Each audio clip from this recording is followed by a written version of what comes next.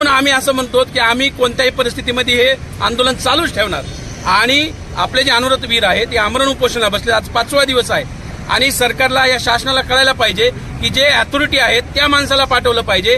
ते स्पोर्टमध्ये बिझी आहेत. अप्पर जिल्हाधिकारी कार्यालयातले कलेक्टर आले आणि त्यांचं असं म्हणणं आहे की आम्ही स्पोर्ट खेळण्यामध्ये बिझी आहेत, आम्ही फुटबॉल व्हॉलीबॉल खेळण्यात बिझी आहेत, त्यामुळे आम्हाला वेळ नव्हता. त्यामुळे गडबडीत आय कार्ड दुसऱ्याचं घालून आला का काय त्याबद्दल आम्ही माफी मागतो. आम्हाला विषय डायव्हर्ट करायचा नाही.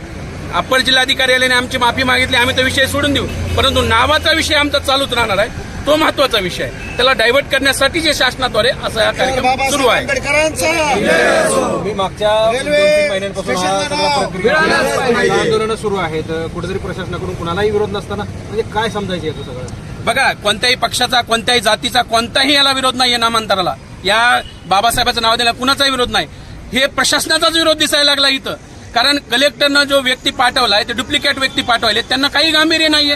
ते क्रिकेट खेळण्यात व्यस्त आहेत. त्याची बॅटिंग आली होती, त्यानं दुसऱ्यालाच पाठवलंय. म्हणजे तुम्हाला क्रिकेट खेळायला वेळ आहे आणि हा माणूस 5 दिवस झालं पाण्याचा थेंब घेतलेला नाही, मराई टेकलेला आहे. 26 तारखेला आत्मदहनाचा इशारा दिलेला आहे, ज्या प्रजासत्ताक दिनी आत्मदहन करण्याचा इशारा दिलेला आहे आणि एक माणूस मरायला तयार आहे, आमचा मरायला टेकलेला आहे. तरी सुद्धा हे शासन आणि प्रशासनाचे अधिकारी क्रिकेट खेळण्यामध्ये दंग आहे. त्यांना क्रिकेटसाठी वेळ आहे पण आम्हाला भेटायला वेळ नाही.